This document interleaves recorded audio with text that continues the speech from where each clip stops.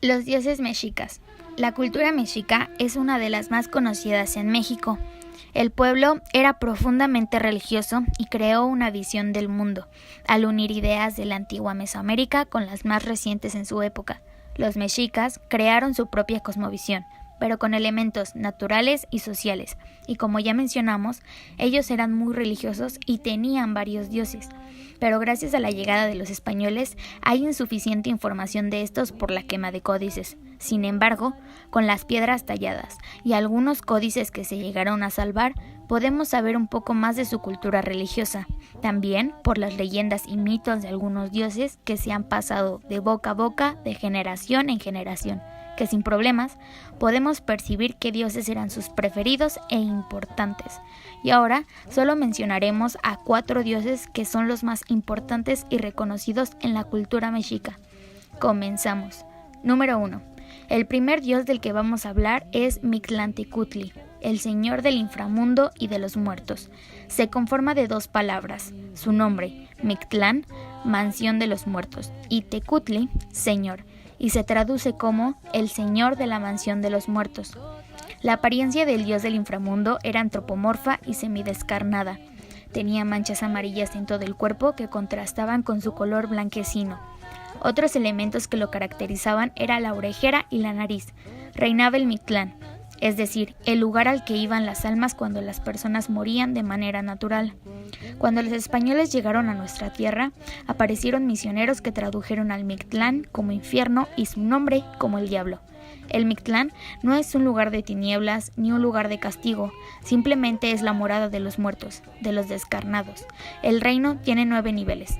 Las almas tenían que pasar por cada uno hasta llegar al último nivel. Estos son: número 1, Apanoayan. Número 2, Tepeme Monamictía. Número 3, Iztepetl.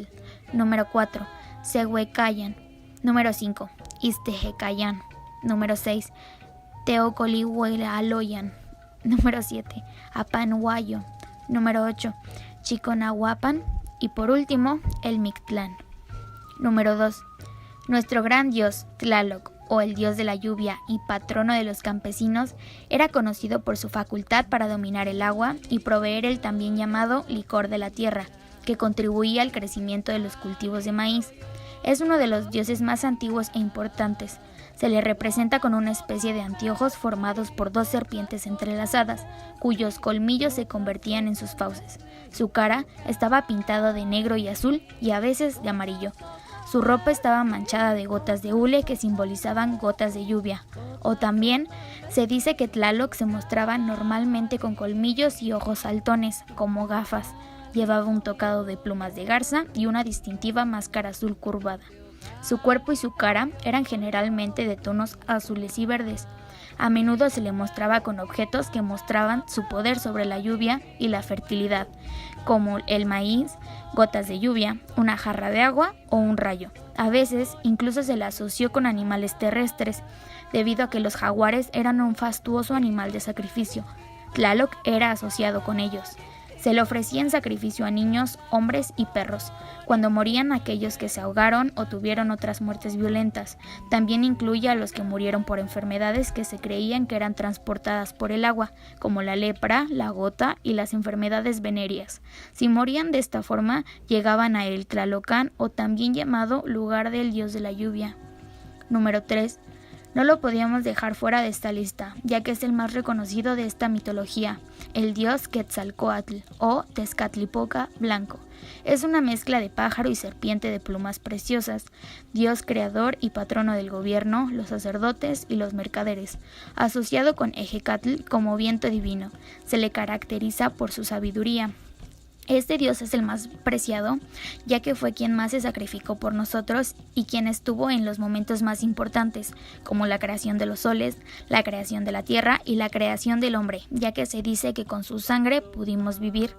Para los mexicas, Quetzalcóatl estaba destinado a regresar en algún momento para reclamar su trono, ya que él sufrió una traición por 3 dioses, Tezcatlipoca, Huitzilopochtli y Xipe-Totec, a quienes anhelaban la caída de este, haciendo que Quetzalcóatl se embriagara con pulque y más tarde tendría relaciones con su hermana.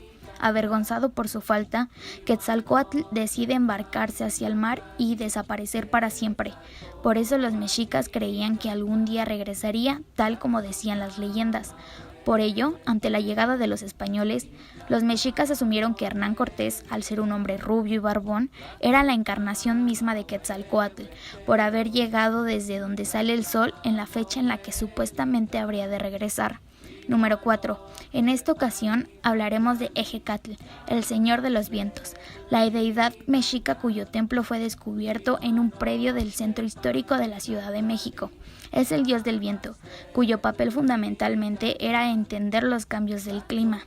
Se trata de uno de los dioses principales de las creaciones mexicas por haber participado durante la creación del mundo, pues con su aliento inició el movimiento del sol y también hacía un lado a las nubes para traer la lluvia.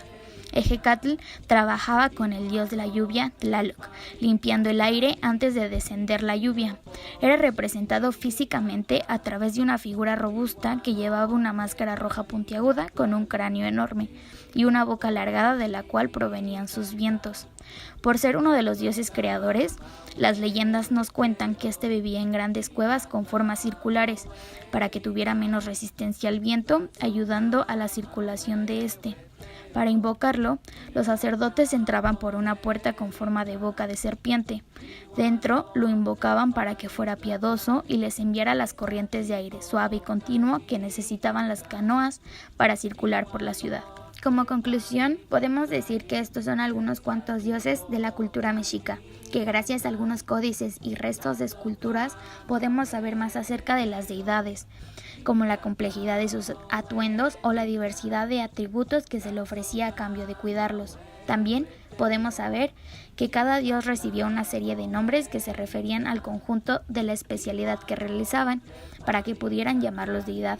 Por eso, un dios poseía una fuerte fuerza, la cual aumentaba con la potencia o cuántas personas creían más en él. Y ya para acabar, la mitología prehispánica es muy compleja y diversa, además de que es muy emocionante e interesante conocer un poco más de esta cultura y adquirir conocimientos de los dioses que existieron y de cómo se dieron a conocer.